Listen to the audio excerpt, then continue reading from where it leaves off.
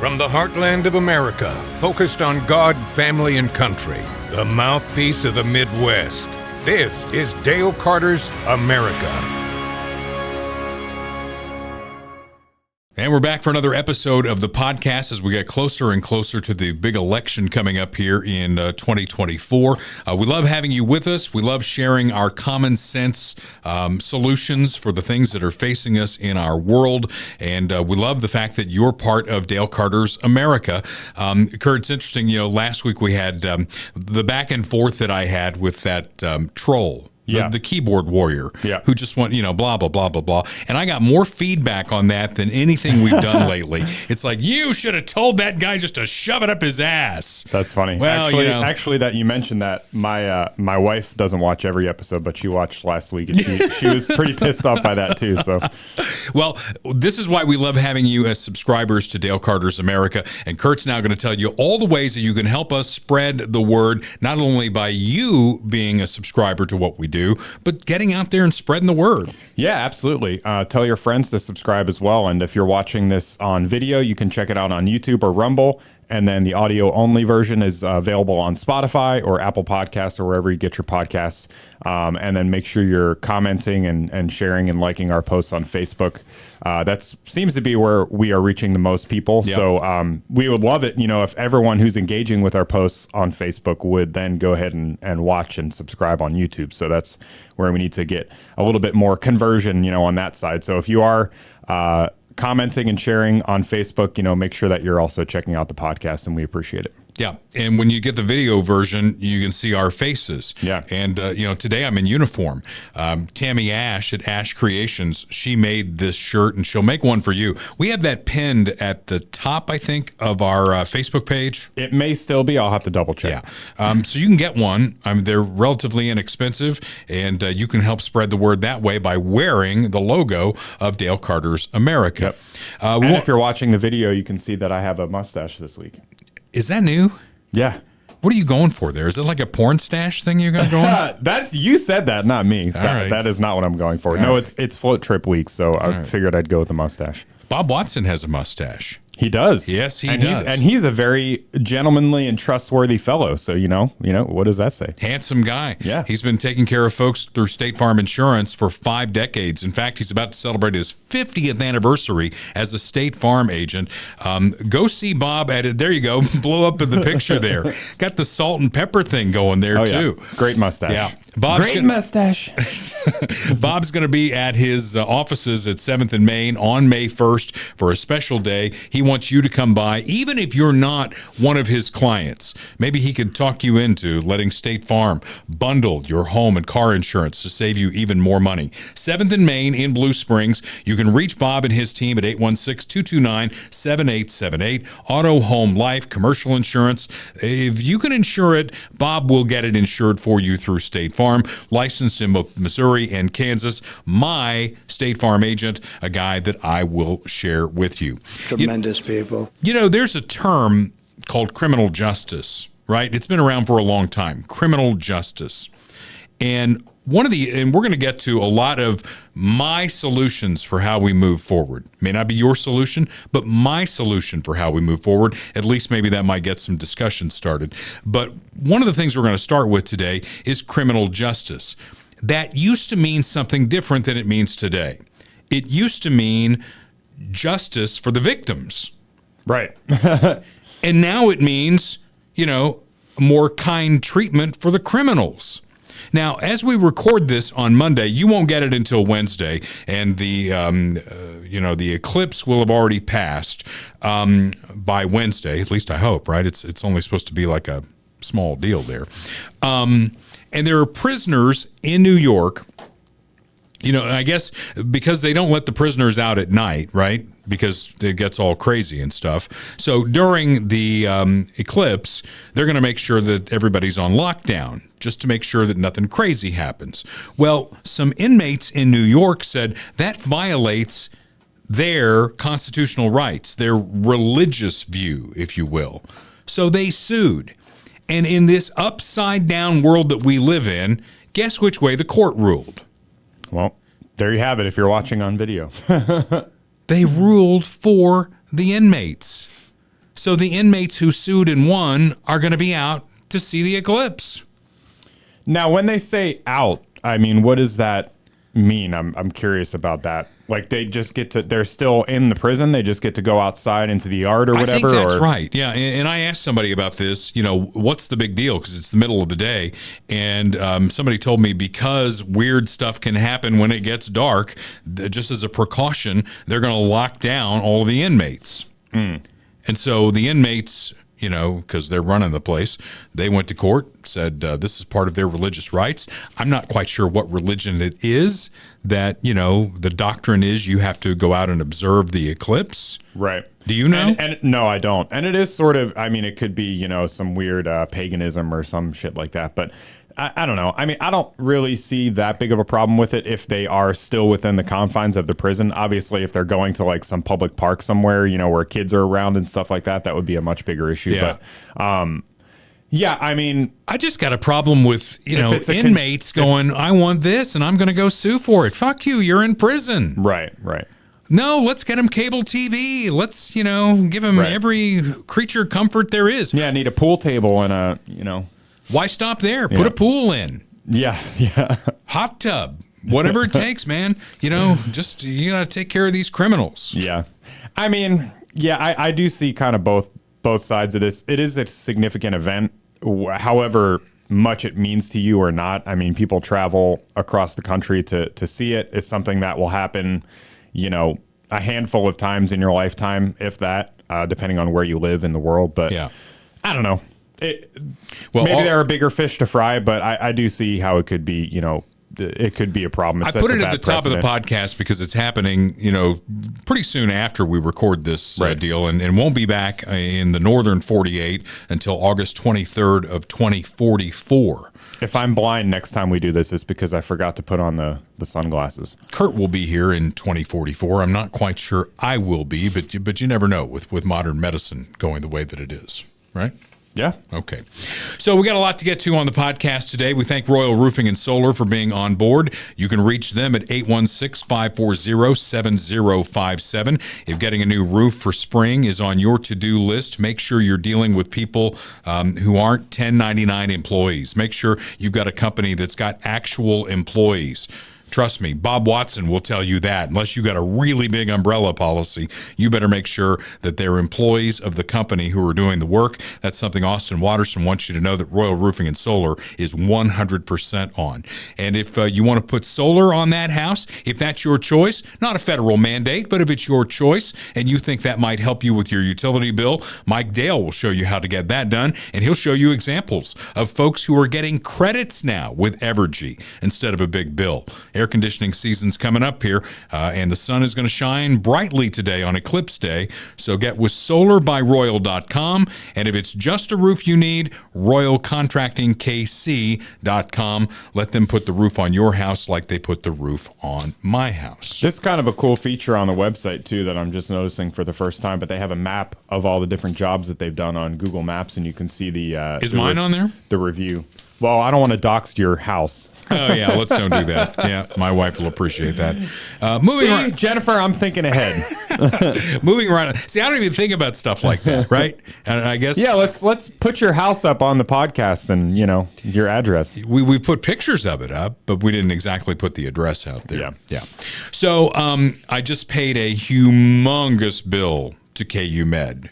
Humongous. My portion of the 4 days. Did I tell you this? Did we talk about this last week? We did briefly, yeah. Because I paid the bill. It was like passing a kidney stone. Almost $7,000 to be in the hospital for 4 days and 3 nights. And, what did they do? I mean, they put up an IV with some, antibiotics in it. They came in and stuck a thing up my yin-yang so that I could pee, which I hope I never have to do that again. Right. You've never had that done, right? I don't think so. You don't. If I have, it was probably when I was a kid or something, because not in recent memory. You don't want to have that done. So I'm sitting here at 60 years old, and that was my bill with insurance that we have through the company. And I'm thinking, man, if I'd only waited a few years until I turned 65, it might have been better. Because Kirk Doris and Lori Hocker would explain to me what Medicare plan I need to use. 10,000 people a day turn 65 in this country, and they get on Medicare, and they think, man, we're on gravy train right now. Government's going to pay for everything. Well, that's not exactly true. Medicare is not a one-size-fits-all proposition. There are gaps in it. It's a maze, and you need people on your side like Kirk Doris and Lori Hocker. Let them explain to you and let you know what your options are. It's important. If you're about to turn 65 or someone you know and love is about to turn 65, you need to get a hold of Kirk and Lori at Medicare Simplified KC. They're on the web at MedicareSimplifiedKC.com. You can reach them on the phone at 816-701-6661, and they're in Independence, 3600 South Nolan Road, Suite F. You can make an appointment to go see them, or they will come see you. Okay, 208 days until Decision 2024. But who's counting? I am. I've got the countdown going on my phone here. And that's as of Wednesday. I always plus it up because I know that the podcast hits on Wednesday. I put this slide up on Facebook. I just did this about an hour ago. So it's fresh pickings here from our Facebook page. And it's about Joe Biden and his accomplishments, if you will, in the first term here as president. And I ask the question, if you look at all of these things, and they're measurable, right? These are measurable things.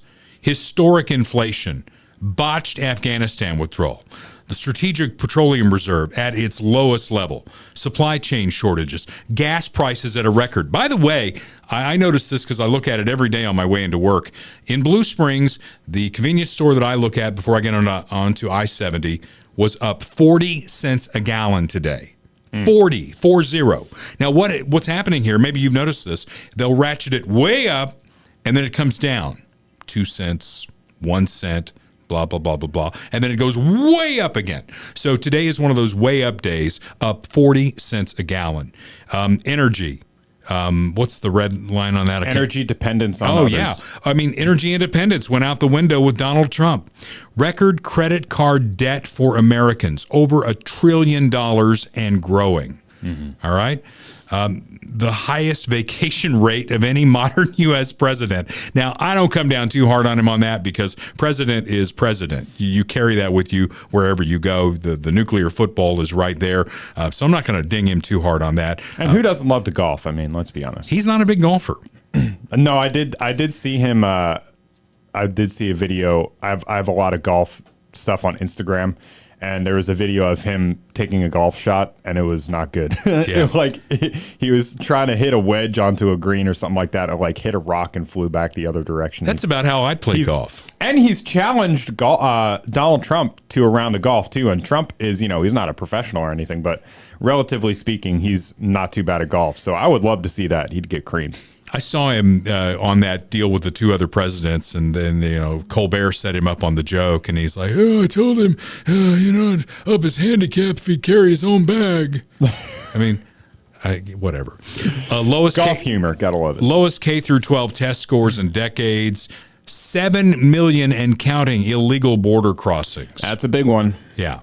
And the weaponization of the Department of Justice. Those are the things on the resume for Joe Biden. I mean, if you were under review, if your contract was up, as his will be this November, would you fire this guy? Or would you give him another 4? Right. I mean, maybe they just haven't, gotten their legs under him, and then there's a whole lot more that they could do. And what they will tell you on the other side is they just put up a huge jobs number. But when you dig into the jobs number, Kurt, how many of those are part-time jobs? Yeah. And those are the numbers that they always flub. I mean, the unemployment number, the jobs number, even inflation, with the Fed and everything like that. All those numbers are very highly manipulated to make it look promising, for the incumbent or for whoever gets to create those numbers. So, yeah, you're right. Part-time employment And then also the other thing with part-time employment is that people have more than one part-time job. Exactly. And then those are counted, as 2 or 3 jobs, even though it's one person. How many do you have? Too many to count. I mean, I've had as many as 4. Yeah. Right now, if you count the podcast, I'm at 3. I mean, if you count everything that I got a 1099 from last year, I have like 8 jobs. And you're one person, right? Yeah. So a lot of people, because of this economy, the Joe Biden economy, the record inflation, and they talk about inflation in terms of, it's slowing down, But if you track it back to when President Biden took office, prices in general are up nearly 20%. It's 19 and change. And you know that every time you go to the grocery store. You know that every time you fill up your car. You know that when you pay your utility bills. This is the Joe Biden economy. And again, it's up for review, and we'll see where it goes. Joe Biden now calling for a 25% wealth tax on wealth over $100 million. Now, what does that do? That's play number 2 in the old Democratic playbook. Somebody has something that you don't have, and that's not fair. And there are some people out there who have amassed quite a bit of wealth. And something that we've never done in this country, Joe Biden is asking us to consider it, is to tax non-realized gains. Right. So at the end of every year, you total up what you have that you haven't done anything with. Maybe you've got a stock portfolio. Maybe you've got property. Just like, in Jackson County, we pay the hideous property tax that hopefully they're going to do away with here at some point. And he wants to tax at 25% what $100 million folks and higher have just sitting on the sidelines. Yeah, I'll read this little paragraph from the article. I believe this is from Fox Business. As part of the proposal, Biden called for a 25% minimum tax rate on households worth more than $100 million, raising the capital gains tax rate, quadrupling the corporate stock buyback tax to 4%, raising the corporate tax rate to 28%, increasing the Medicare tax paid by wealthy Americans, implementing a global minimum tax on multinational corporations, and closing the carried interest loophole used by private equity and hedge fund managers. So, I mean, it's just like every single thing is taxed. And here's the thing, I'm not as like libertarian as I used to be. Is there a place for some taxes for some things? Probably, yeah. We have a military. We need to secure our border. There should be some sort of assistance or help available to Americans, like actual Americans who are in need of it for short periods of time and things like that. But what we're seeing now is it's purely like retributive taxes. It's like they just don't like rich people. It's like the scapegoat of. I don't know that they don't like economy. Rich people. It just sells well. Well, that's what I'm saying. Yeah, that's how they're selling their politics. Is I mean, it's sort of like the only reason that people have to vote for Biden is that they don't like Trump. They're doing the same thing with their economic policy. They just want to scapegoat people who are making more money than you. And when you look at it, you get taxed on your income, you get taxed on now potentially your wealth, you get taxed on your assets, you get taxed on your property. When you die, you don't even get to pass your money down to your children without it getting taxed again. So it's and you look at that with the increased price of everything, with the increased price of housing and the high interest rates in the housing market. You look at the increased price of goods and services and food and cars and everything like that. What's happening is people are getting priced out of the market, and more specifically, people are getting priced out of a certain standard of living. My generation, a lot of people don't own homes anymore, and that trend is going to continue to grow. People are not going to own homes. They're going to rent forever. They're not going to own property, and that's kind of by design, it seems like to me. Yeah. And it's interesting. You look back, I was talking to my wife about this the other day. You look back and you graduated high school and your friend got out of high school and got hired for a job at a pharmaceutical company or something like that, making $80,000 a year. And back in 2010, when I graduated from high school, I was like, wow, $80,000. That's crazy. Like, he's rich. He's going to be set for life. And now it's like $80,000 for a family, that's barely enough to scrape by. I mean, you got to be making a lot more than that, especially if you want to save up for, retirement and buy a house and all things like that. So your money's just not going nearly as far, and it's being taxed more. So. All right, well, let's talk about taxes and you mentioned some really good things that we ought to be spending money on. I really think we ought to go back to the drawing board and say, this is what we think the federal government ought to do. This is how much it costs, and this is how we ought to tax it. That's not how it's done now. The tax code is 80,000 pages long. 80,000 pages long. And we don't have a tax issue or a revenue issue. We have a spending problem.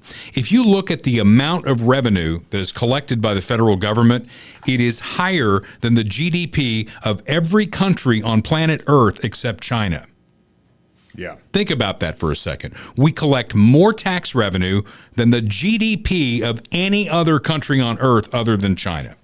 And they're finding ways to spend it. And that debt clock just keeps going up and up and up. And we find out today that President Biden is going to be in Wisconsin passing out more funny money. He's out there doing more, what do they call it, debt relief or student loan? Student loan forgiveness. Doesn't that sound so benign? Student loan forgiveness. Yeah.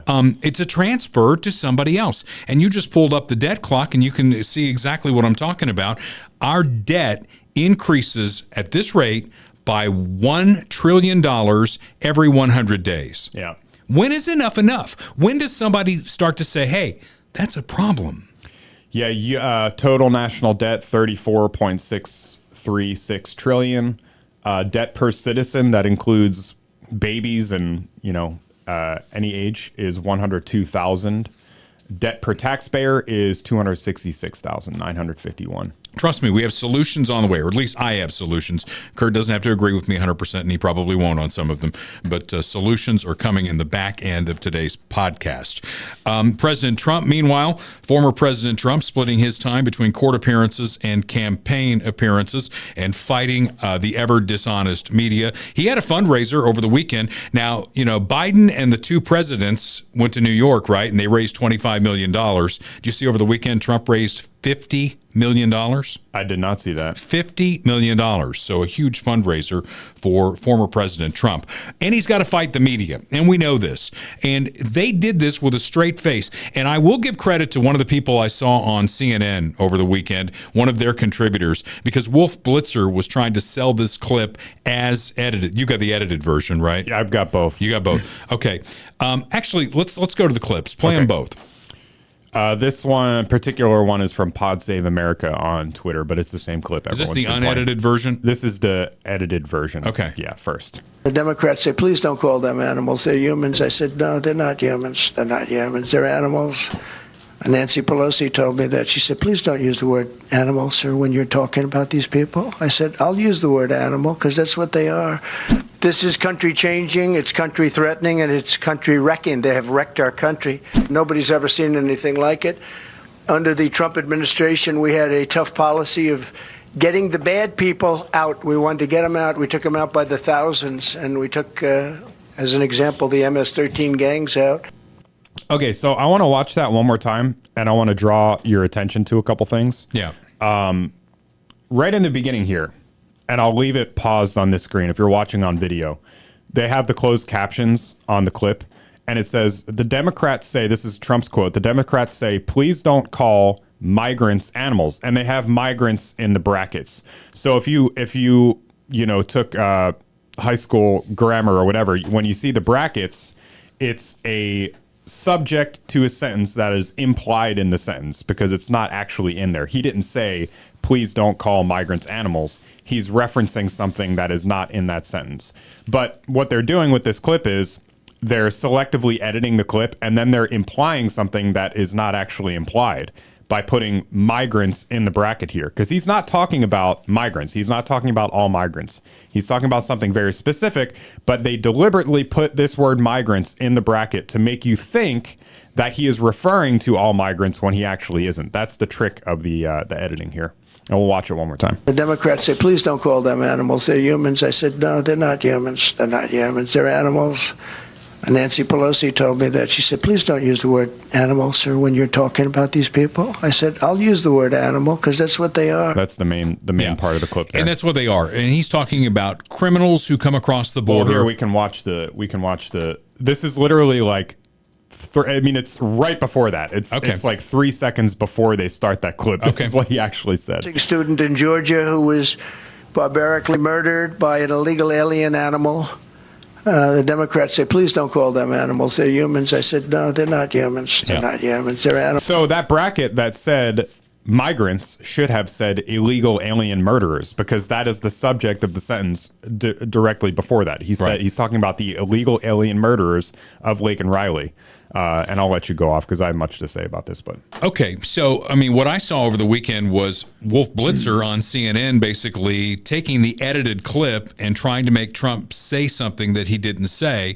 And one of the people on that panel actually called Wolf Blitzer out and said, "I've seen the entire clip, and you're leaving out something very important." So that's what the media is trying to do to Trump, because Trump doesn't help himself sometimes. You know, he'll say things that are maybe a little bit out there, and with some selective editing, you can make it sound 100 times worse. And that's what MSNBC and CNN are doing. Well, it's the same thing that they did. I mean, and people still believe this. People still believe that Trump called Nazis very fine people after Charlottesville, which is total bullshit. Well, they still believe that, you know, and Richard, the guy that I went back and forth with, he's still one of those people that believes Donald Trump said drink bleach during COVID. Drink bleach. Never is one. said it. Nazis are very fine people. He called all Mexicans rapists and criminals, which he never did. And there's so many examples like this, and it's really low IQ, I think, is what it is, because people just are so blinded by their ideological allegiances that they don't want to look into it any further. They don't want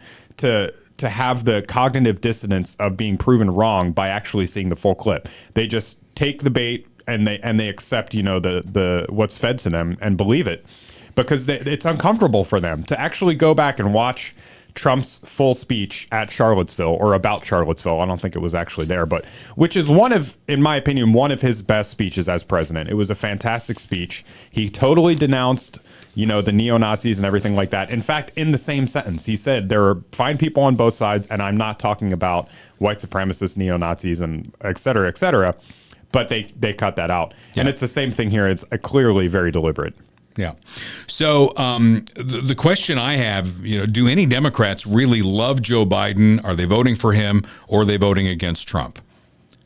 Can you find any Democrats anywhere that say, man, Joe is just doing a bang-up job. I'm signing up for 4 more years because I just can't wait to see what the next act is. Yeah. Do you hear that on the Democrat side at all? I don't hear it at all. I mean, I don't talk to a lot of my friends about politics anymore, but a few of them I do. And the ones that are more on the left that I've talked to, they certainly have said to me, you know, it's a lesser of two evils thing in their opinion. They don't like Joe Biden.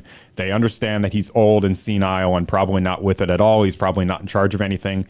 But Trump is mean and orange and racist and everything like that, so they have to vote for Biden. Well, and one of my friends who's very liberal, I saw a post over the weekend talking about the great jobs number, and we just debunked that, because how many of those are part-time? How many of those are like Kurt, and it's 9 different jobs for one person in order to just stay afloat in Joe Biden's economy? So we could knock that down as well. And then if you're voting, and I know that most of the folks who listen to this podcast will not vote for Joe Biden, but you've got friends in your circle who will. Please do remind them that Joe Biden is failing every day. We're going to get into some of that. In fact, I think I skipped over something here, which we'll go back to. They're voting for Kamala Harris. And before we're done with this particular episode, you know, we beat up on Kamala quite a bit, and she helps us out in that area. You won't want to miss what we call the kicker of today's podcast. Let's go back on Joe, because Joe visited the Francis Scott Key Bridge. Did you know, this is a fact in Joe Biden's mind, that he used to ride the train over that bridge when he was a senator commuting to Delaware? I did see the clip, and I have the clip, which I will pull up. Just pulled up that picture real quick of him speaking. Yeah. And then here's the clip, because I was looking for the clip of his actual speech from the thing, but this was actually from the White House. Yeah, it was a separate deal. But here, listen very carefully to what he says. At about 1:30, container ship struck the Francis Scott Key Bridge, which I've been over many, many times commuting from the state of Delaware, either on a train or by car. Either by train or by car. Now, you know, the Francis Scott Key Bridge did not have train tracks. It was an automobile bridge. Yeah. Yeah, I mean, he says by train or by car. It's not necessarily clear that he was saying that he took a train over that bridge. Is it dumb? Yeah, but there's plenty of much stupider things that he says on a daily basis than that, in my opinion. If you go back to that clip, though, and he's in the Roosevelt Room of the White House, look at him straining to read. Oh, yeah.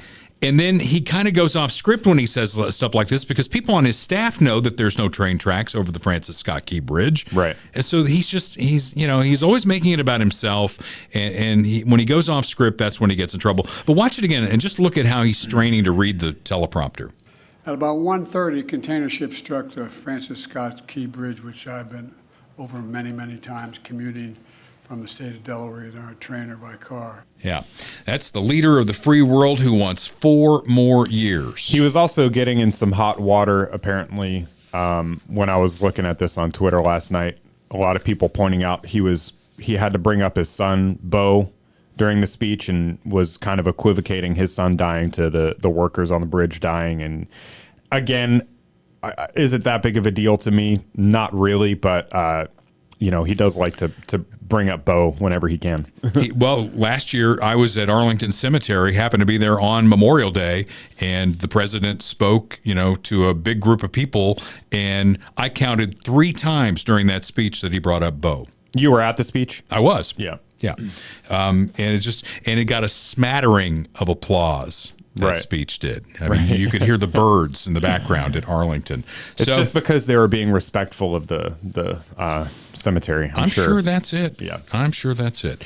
All right. Midwest GI health. This is something that we can all agree on, Democrats, Republicans, conservatives, and liberals, that colon cancer will kill you. I mean, we can all agree on that, right? Oh, yeah. I think we can. And Dr. Mark Taramina and Midwest GI Health and Wellness, they want to get you in for your colonoscopy. The old age used to be 50. Now it's 45. What does that tell you about the prevalence of cancers like colon cancer? We got to catch it early. Catching it early will save your life. I mean, of everything that you hear or see on our podcast, this may be the most important thing. Schedule that colonoscopy. He can do the upper GI too if you're having trouble there. The entire digestive tract, that is Mark Taramina's playground, if you will, and he can get it done for you. Got a great staff there in Lee's Summit, and they're ready to help you. 4.9 out of 5 stars, highest Google rating in Kansas City. Put them on your team and get that colonoscopy and rule it out, and then you won't have to do it again for like 10 years. They're in Lee's Summit, Missouri. You can reach them at 816-836-2200, 816-836-2200. One of our other fine sponsors on the podcast is Funhouse Pizza, Jim Dingman's crew, both in Blue Springs and in Lee's Summit, 7 Highway in Blue Springs, 50 Highway in Lee's Summit. And something very important to him, of course, was his late wife, Audrey. Audrey's birthday is coming up, and they've got a fundraiser going for Shep's Place in her honor. Shep's Place is a senior dog sanctuary. Everybody loves a new puppy. We got a new puppy at our house. Mm-hmm. We love him. Baby Harry is always going to be a puppy in my mind. He's coming up on 2 years old. What we're getting into trouble on this is older dogs. Much like older kids in the adoption process, not many people want an older dog. Right. So that's where Shep's Place comes in. They take care of these animals that don't have homes. They'd love to get them adopted. And so what Jim Dingman and his crew at the Funhouse Pizza and Lee's Summit is doing, the staff there donating half of their tips through April 17th, and Funhouse Pizza is going to match that amount. I made my own contribution and put it up on my personal Facebook page. We ask you to join in as well for Audrey, remembering her, and donating to Shep's Place. Yeah, the website is shepsplace.org, SHEPS place.org. And you can also sign up to volunteer. You can adopt, and you can donate directly on that website as well. Good folks. Yeah, and we appreciate Jim Dingman being part of Dale Carter's America. Latest on the Royals and Chiefs saga. I don't know if you saw this or not, but John Sherman's wife, Marny. Marny. Is that short for something? Like Marnicle or Marnaby or Marnarella? I mean, is it just Marny? if you've been watching this show, you know how shallow I am, and things like You are really shallow. Things like the shape of Rachel Maddow's head or Joy Reid's hair, Yeah. or somebody's name, I just can't get over. So yeah. Well, and you can almost picture Marny Sherman saying this. I'm sure she's a lovely lady. You know, I would not say anything against her. I've never met her. Yeah. I'm sure she's very, very lovely. So she came out after the vote went against, the Chiefs and the Royals as far as the Jackson County tax and taking what we voted on as a temporary measure to update Arrowhead and Kauffman Stadium. They wanted to stretch it out for the next 40 years, move the stadium to the crossroads, I don't know, build a nice hotel, conference center on the back of the taxpayers. Well, Marny, she says, that's, I don't know that I've heard her voice, but that's what it sounds like in my head. You rubes in Jackson County, you'll be lucky if these teams stay in the area. This allegedly, that's allegedly what she sounds like. We're huge Marny fans here. We love Marny. We're huge Marny supporters on the podcast. We're done with Jackson County. We don't even want to talk to you people anymore. You wouldn't give us $1 billion? Screw you! Is that what a Marny might sound like? Maybe. It's possible. I don't know. But yeah, no, it was comments on Facebook posts, apparently. So, yeah. Which I guess have been taken down. This link here doesn't work anymore, so I'm sure she so they took her walked that comments back. down. Is that what you're saying? They walked that she back? Said, unfortunately, neither team will work with Jackson County again. The lack of leadership has lost the city 2 treasured assets. I mean, if you don't support the Chiefs after 3 Super Bowl wins, why would they stay? We'll be lucky if both teams wind up in Kansas. At least it's still in the area. It's funnier the way I said it. It is funnier the way you said it, yeah. Right. Mayor Lucas, meanwhile, says don't believe the noise, claims the teams will be here through 2040 and beyond. He actually met with John Sherman last week. I'm sure Marny wasn't there, but John Sherman was there. There are proposals out there. They were working with Clay County before all this came down. And North Kansas City might well be an option for the Royals. Maybe there's separate questions involved here. Maybe there's a question A for, helping to move the Royals to a new stadium, and question B, updating Arrowhead Stadium at the Truman Sports Complex for the Kansas City Chiefs. Yeah. There's a lot of different ways to skin this. It failed on this vote. That does not mean it's the end of the world as we know it. Exactly. And people are very quick to rush to judgment on the fate of both of these teams. And there's plenty of time. There's plenty more opportunities for more votes. I can't think of a single time, especially in politics, where everything moves at a turtle's pace, where, one vote on a tax or something like that, fails, and all of a sudden everything's, screwed, and it's like, all right, people, let's calm down. But here's Mayor Lucas's tweet, in case you're just listening to this on audio. He says, "Don't believe the noise. We are committed to retention of our teams with vastly lower expenses. Think needed infrastructure build out, then even an intra-metro move. Both teams will be in KCMO in 2040 and long after." Yeah. So he's very optimistic about that. And, even if they move to the Kansas side, first of all, they'll be dead to my wife. I mean, that'll be the end for her. And there are some people like that. She's like, they'll be dead to me. If they move to Kansas, they're dead to me. She almost sounds like Marny when she gets going on that. So they would still be the Kansas City Chiefs. They would still be the Kansas City Royals. And I point to things like the Jets and Giants. They both play in New Jersey. Don't they play at the same stadium? They do. They share the same stadium in New Jersey. And they're still called the New York Giants and the New York Jets. Right. The Dallas Cowboys do not play in the city of Dallas. Right. There are a lot of examples. The Buffalo Bills don't play in the city of Buffalo. They play in Orchard Park. Right. So if the Chiefs ended up playing in Overland Park, they would still be the Kansas City Chiefs. But there's silly season stuff going on here. The mayor of Dallas, mayors sometimes they get over their skis. Remember the guy in Cincinnati, that Travis Kelce called a jabroni? Yeah. Because he was calling Arrowhead Stadium Burrowhead or some damn thing like that. Yeah, how did that turn out? Yeah. So the Dallas mayor says, the Chiefs are originally from Dallas. Why not come home? So the team, by that he means that the team started in Dallas? They did. They were the Dallas Texans. I was wondering what that meant. So this is the tweet from the mayor. I don't have the actual tweet, but this is just a repost. Our market is big enough, growing enough, and loves football more than enough to support a second NFL team, especially a franchise and owner with deep roots here, is what he said. Well, I wasn't sure what deep roots meant, but yeah, I guess that makes sense. And, Long Island is trying to get the Chiefs, too, for whatever that's worth. Yeah, I didn't find anything on that. But it's silly season right now because it's not going to happen. First of all, it's like you said, it's not one vote and then the end of the world as we know it. Let's say that everybody's talking about Nashville for the Royals, okay? Think about how unrealistic that is.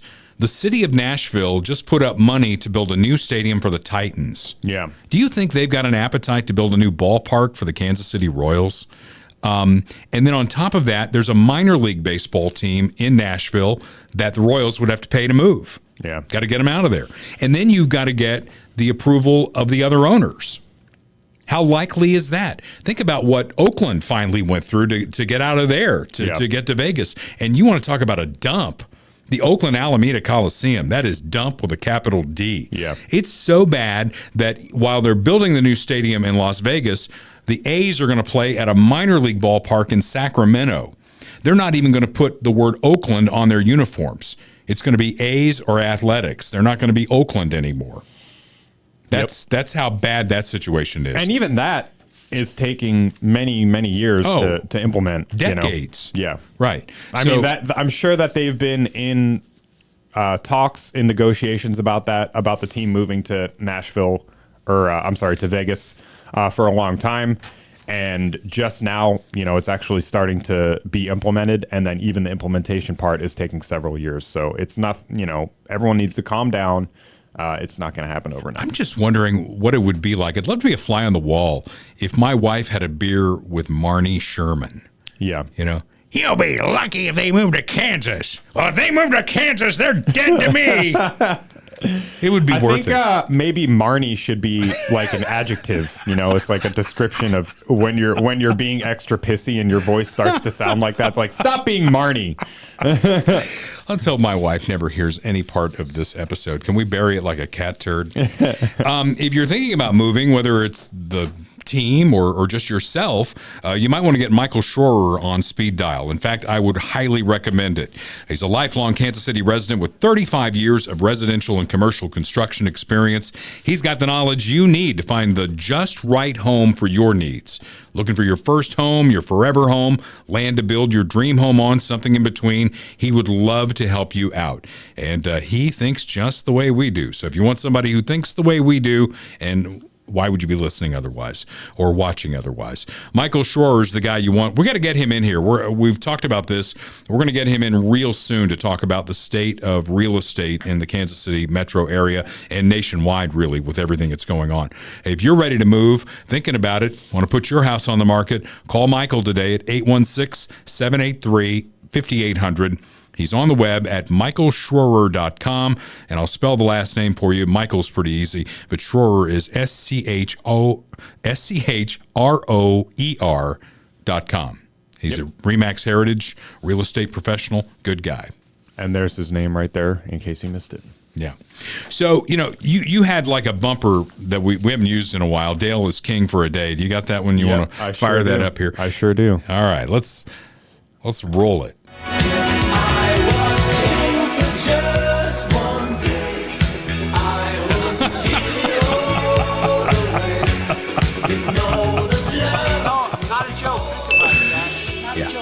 So we haven't played that in a while. I know we haven't, but not really king for a day. I want to look at it like I'm president for a day because there's less fun. Yeah, I know it's less fun, but we get the bumper out there because president is what Joe Biden and Donald Trump are going for, and with our government, you got to get some buy-in from the House and the Senate, and there may be some things that come up for the Supreme Court. So that tripart government that we have that has worked so well, has served us so well since the birth of this country, can still be used. We complain a lot about Joey B. Did so earlier in the segment, but I want to change it up here. I want to talk about solutions and how we tackle the biggest issues that we have here. I came up with 1, 2, 3, 4, 5, 6, 7, and Kurt, you may have more that you want to add to this? It's your presidency, man. It is my presidency. And we're going to start with the southern border. Because let's face it, we're being naive if we don't understand what's going on at the southern border. The next census is coming up in 6 years. The way we count people in this country is not citizens. It's people who live in the various states. Did you know that? Yes. We're not counting citizens. Right. We're counting bodies. Right. And the long-term plan for the Democrat Party is to take some red states and turn them purple and ultimately turn them blue. Make no mistake about that. That's why in the 2020 campaign, Joe Biden asked people to come on across. He did it in a debate, right? And he's like, oh, come on. We want you to come on in. And they did. And they wore the Trump-Biden T-shirts. Remember that at the border? Biden-Harris T-shirts, yeah. They are still coming across the border. So what do we do about the border? I will build a great, great wall. That's what Donald Trump would do. I would, on day one, tear up all of the executive orders relative to the border and get that thing secured. And I think Trump will do that too.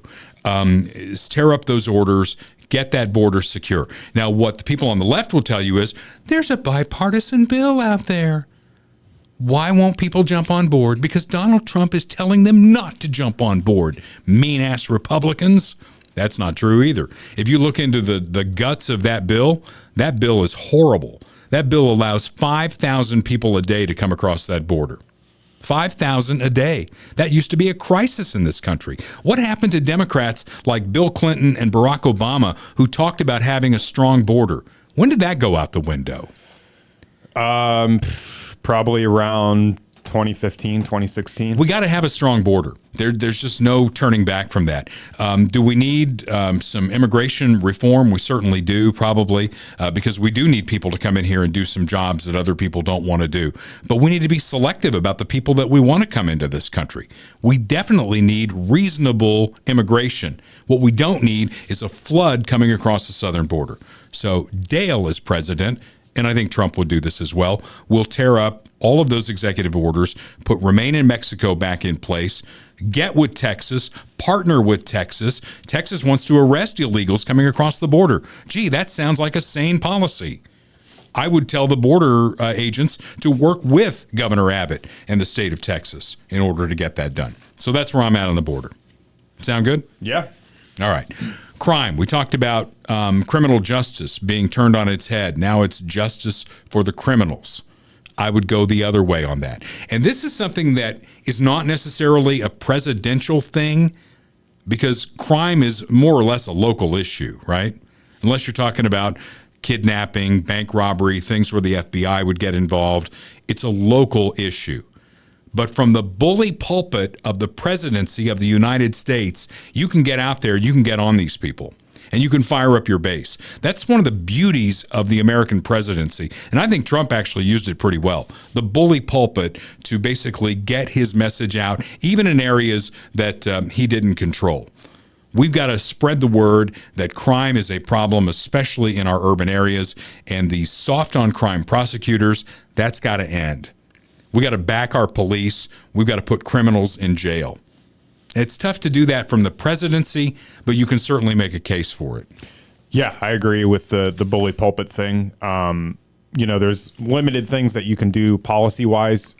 You can do certain things with executive orders, but maybe it should be less for sure. But you need Congress for a lot of things, or things are determined by local governments.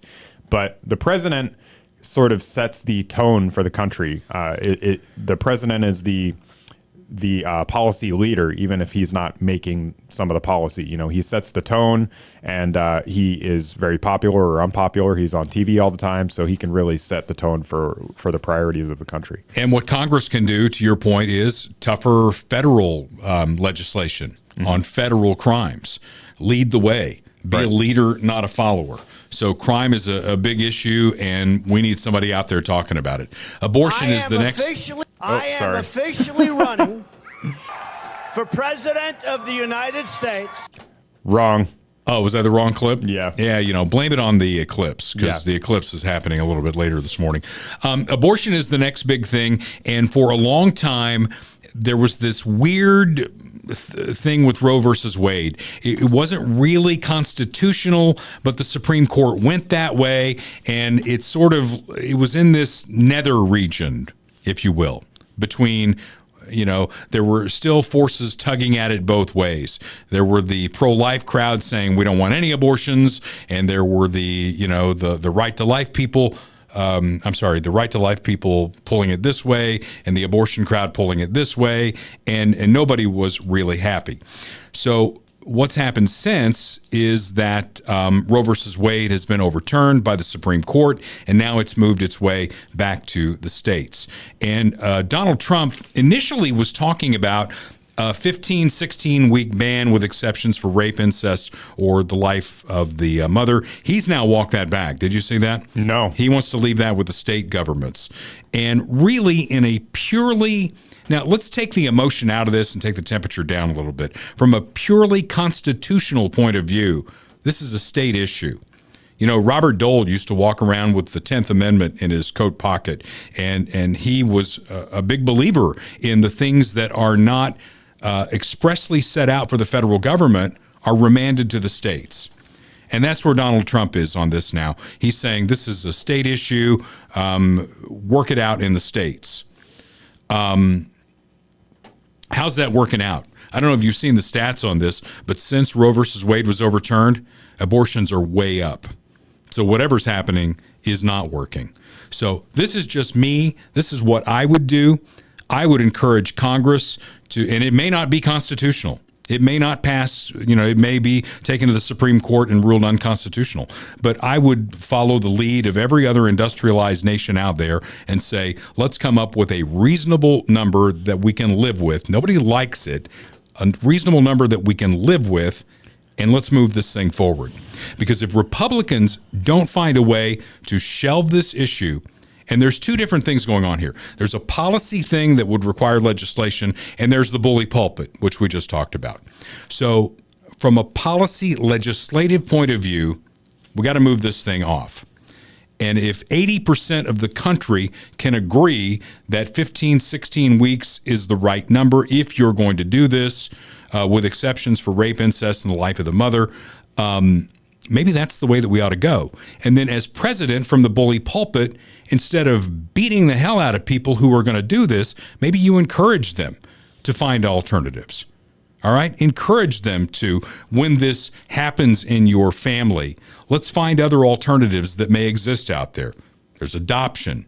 You talk about puppies. A lot of folks want to adopt babies. Go that route. Try and make it rare, safe, and legal. That was the calling card of Democrats for a long time. And then they got off the rails, and it was like anything goes all the way to 9 months and even beyond. Some of them are saying that. Northam said it. Make them comfortable. Then you can decide what you want to do. I mean, that's not rational. Most Democrats wouldn't agree with that. Certainly Republicans wouldn't agree with it. So we've got to find that ground that we can all agree on, because what's going to happen if we don't? If the Democrats continue to use this thing as a whipping post and get women fired up to vote against Republicans on this issue, we're not going to win another significant election, and none of these other issues matter. That's my opinion. Okay. How are you doing over there? You fuming away? No, I mean, we disagree, but yeah. All right. I was trolling you a little bit there while you were talking about it, because I pulled up the preamble to the Declaration of Independence. We hold these truths to be self-evident, that all men are created equal, that they are endowed by their Creator with certain unalienable rights, that among these are life, liberty, and the pursuit of happiness. Yep.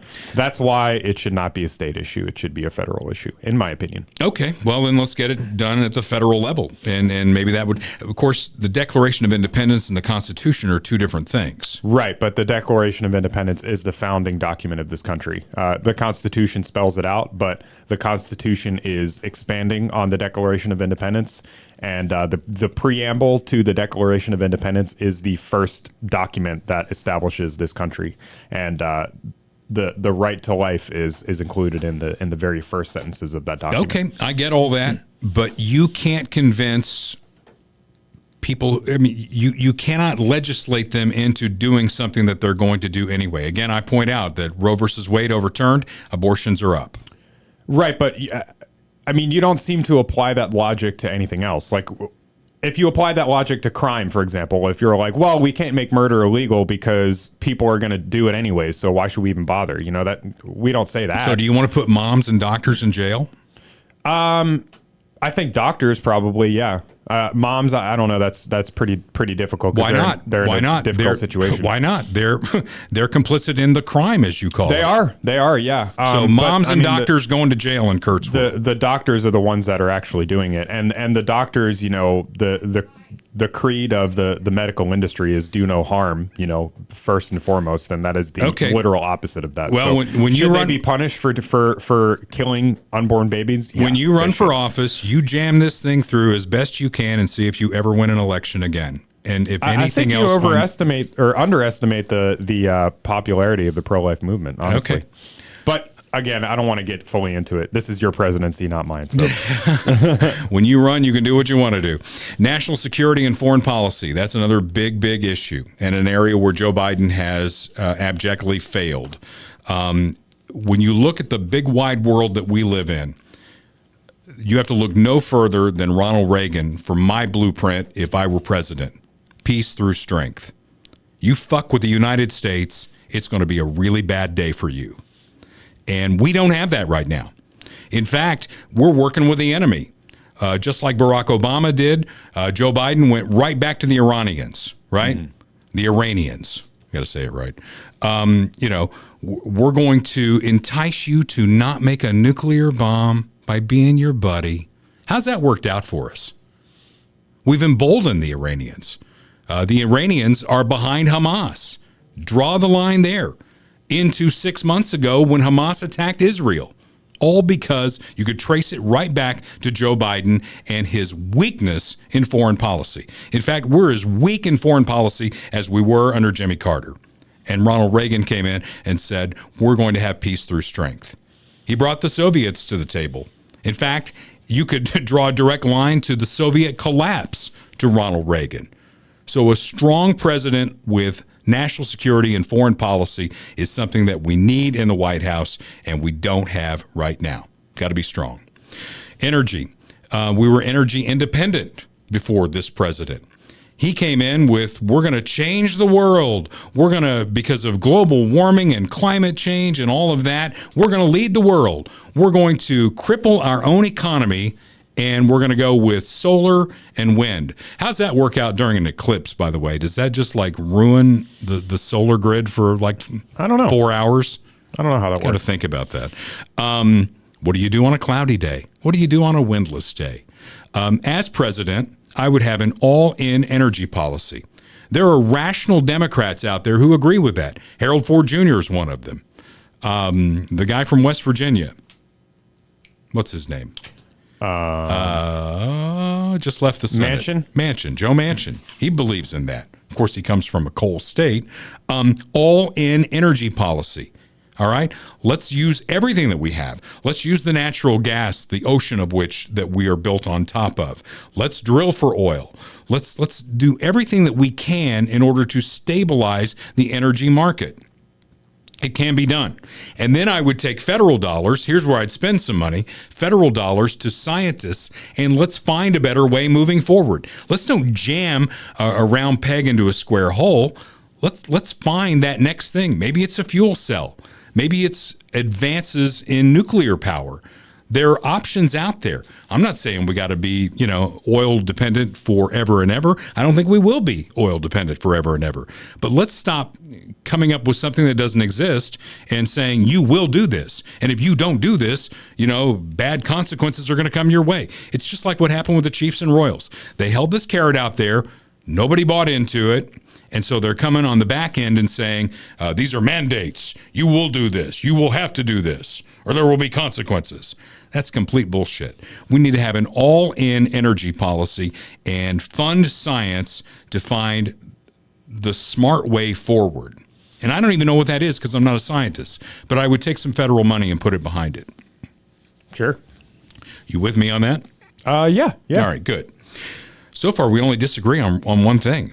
Well, I mean, I think that's one of our bigger disagreements. Yeah. So we tend to But I got to throw it in there. into it a little bit. I got to throw it in there because I think it's yeah. a big issue, sure. especially with women, especially with Democrat women.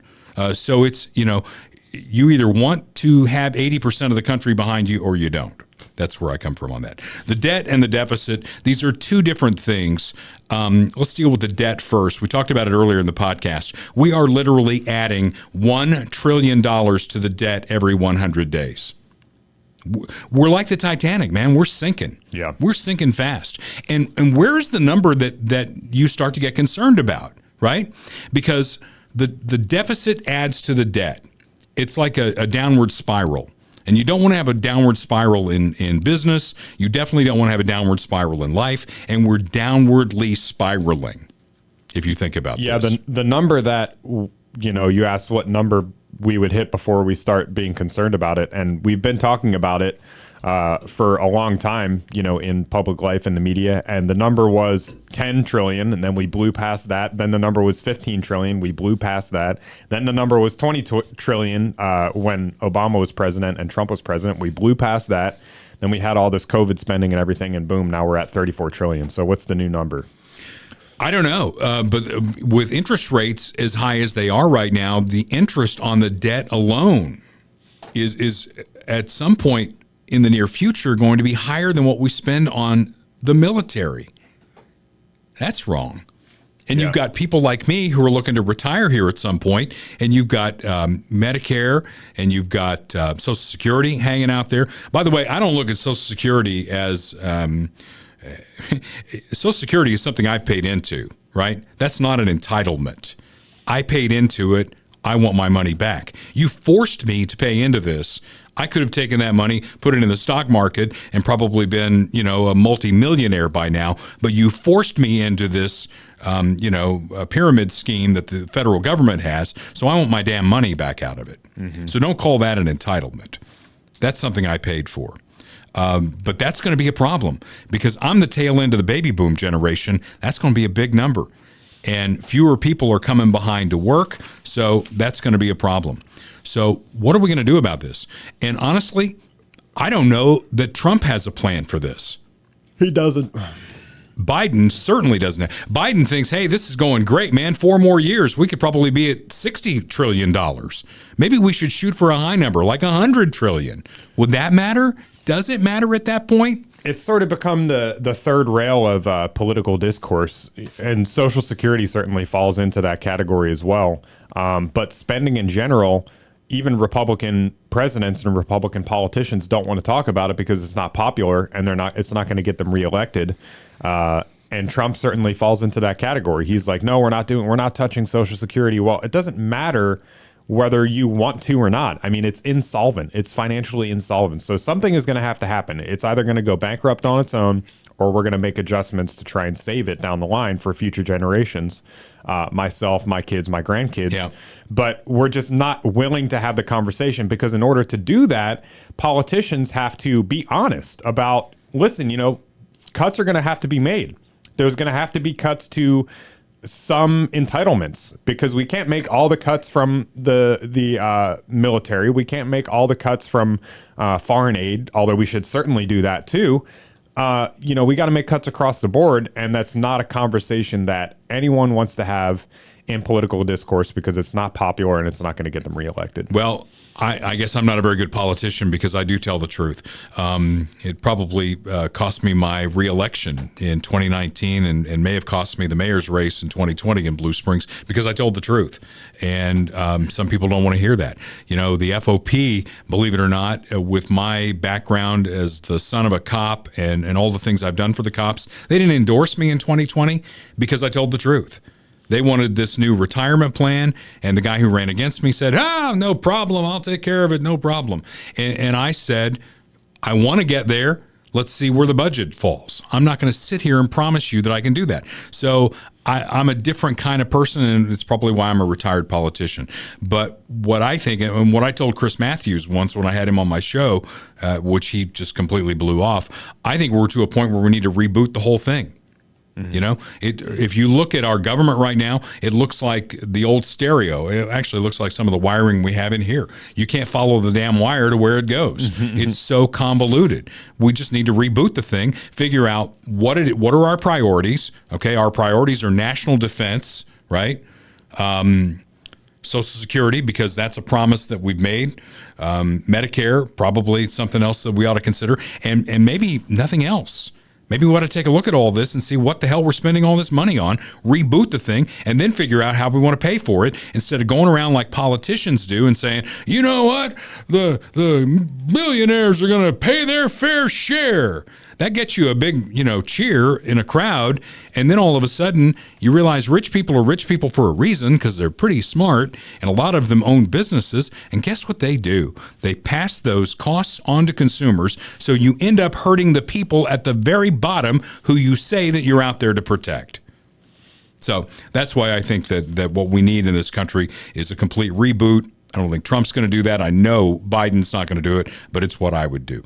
The final thing on my list is wokeness. We've got to do something about that. We are killing ourselves. We're like somebody, who gets stabbed in the neck and drowns in their own blood. We are drowning in our own blood because we've got to get our pronouns right? I'm going to be the guy who says, and I'm going to follow along with the Harry Potter author. I'm going to call women women and men men, and if you don't like it, to hell with you. I don't really care. Yeah. Don't you? I mean, wokeness and the transgender activist movement, it's killing this country. It's tearing us apart.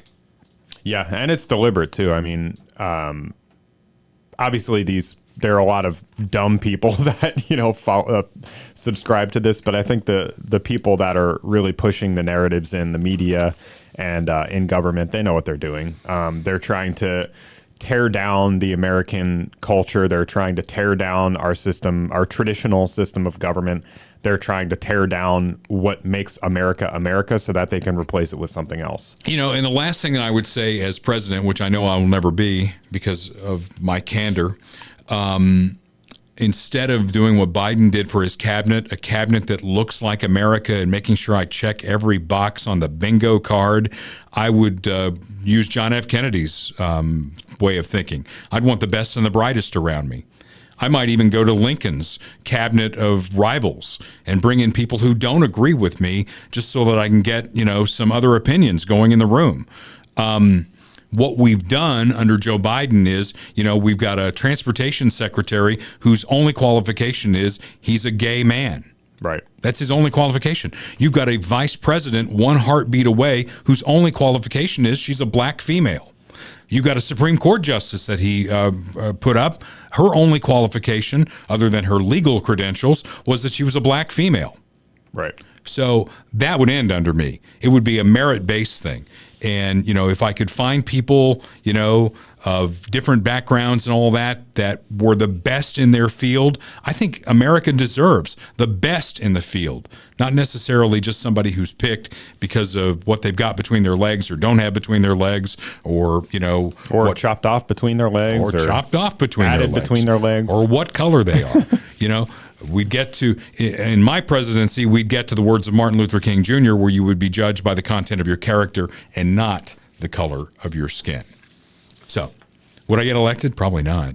I'd vote for you, Dale. Yeah, you would. Better vote for me. And anybody else who's listening or watching the podcast, if there are issues that you think I haven't considered that I should, that we ought to be talking about solutions for, rather than always complaining and bitching about things, please reach out. If you made it this far in the episode on YouTube, comment below. Leave a comment. You think people are bailing? Well, I mean, that's just statistically, people don't watch entire videos on YouTube. Fine. So if they're going to miss the kicker. The kicker's funny. I know. You got to watch all the way through. All right. Bob Watson, Blue Springs State Farm agent for 5 decades. He's one of our proud sponsors here on the podcast. 7th and Main in Blue Springs. Make sure that you circle the date May 1st on your calendar. I can't be there. I'm going to be in Florida that week. But Bob will be there with a big food truck and a party going on to celebrate his 50th anniversary as a State Farm agent. And he's ready to take you on. I don't think Bob's slowing down anytime soon. 816-229-7878. That's 816-229-7878. Bundle your home and car insurance and save even more. He'll take care of you on both sides of state line, regardless of where the Chiefs and Royals end up. He's licensed in both Missouri and Kansas. Check it out. Bob Watson, State Farm agent. Okay. Vice President Harris, she's always saying fun stuff that we like to get on the podcast with. Sometimes if you're stupid, you should probably just keep your mouth shut, just so that nobody really knows. Then open and remove all doubt. Exactly. There's an old quote about that, which is very true. So she's talking to somebody in an interview, and she comes up with this incredible claim about the NCAA women's tournament. Do you know, okay, a bit of a history lesson. Do you know that the women's teams were not allowed to have brackets until 2022? Think about that. And talk about progress, better late than never, but progress. And what that has done, because of course when, I had a bracket, it's not broken completely, but I won't talk about my bracket. But you know what? Just how we love March Madness, and even just now allowing the women to have brackets, and what that does to encourage people to talk more about the women's teams, to watch them. Now they're being covered. And this is the reality. People used to say, women's sports, who's interested? Okay, well, so people used to say, women's sports, who's interested? Yeah. Because nobody says that anymore. So she claims that everyone loves women's sports. NCAA women's bracket, which, by the way, South Carolina finishing a perfect season, beating Caitlin Clark and the Iowa Hawkeyes. Iowa got there 2 years in a row. Caitlin Clark, the most prolific scorer in the history of Division I basketball. I mean, she's going to the WNBA. So the claim that the women's bracket only came about in 2022, I wonder if they're trying to take credit for that the Biden administration got them to do that. Maybe. I don't know. But which is not true, by the way. Here's the bracket thing. The truth on the bracket is the women's bracket has been around since 1982. 1982. Now, in 2022, they were able to use the term March Madness for the women's bracket, but the women's bracket has been around since 1982. And the funny part about all of this was, and I don't know if you found this or not, but there are examples of brackets that Kamala Harris filled out in 2021. Oh, yeah. Is this her bracket? I can't tell from the thing, but this is a bracket. 2021, Kamala Harris filled out a bracket. So I can't tell whose bracket it is, but not only is somebody's bracket wrong, there's her bracket. Yeah. So there you go. Well, you know what? We are huge supporters of women's athletics on this podcast. We just love it. We fully support women's athletics and women's sports. We're huge supporters. We just don't like it when men claim to be women and play on the women's team. I don't know how anybody who supports women's rights could ever be for that. And again, I point out to you something I pointed out earlier in the podcast, that woman, Kamala Harris, is one heartbeat away from the presidency. At least Joe Biden has an excuse. He's mentally failing. She's young, but dumb. And with that, we'll leave you until next week. This is Dale Carter's America. The views expressed on Dale Carter's America are Dale's and Kurt Wheeler's. They do not necessarily reflect the views of KFKF or Steel City Media. Comments can be sent to dalecartersamerica@gmail.com. Check back for weekly episodes. Subscribe, spread the word, and give us a 5-star review. Thanks for being a part of Dale Carter's America.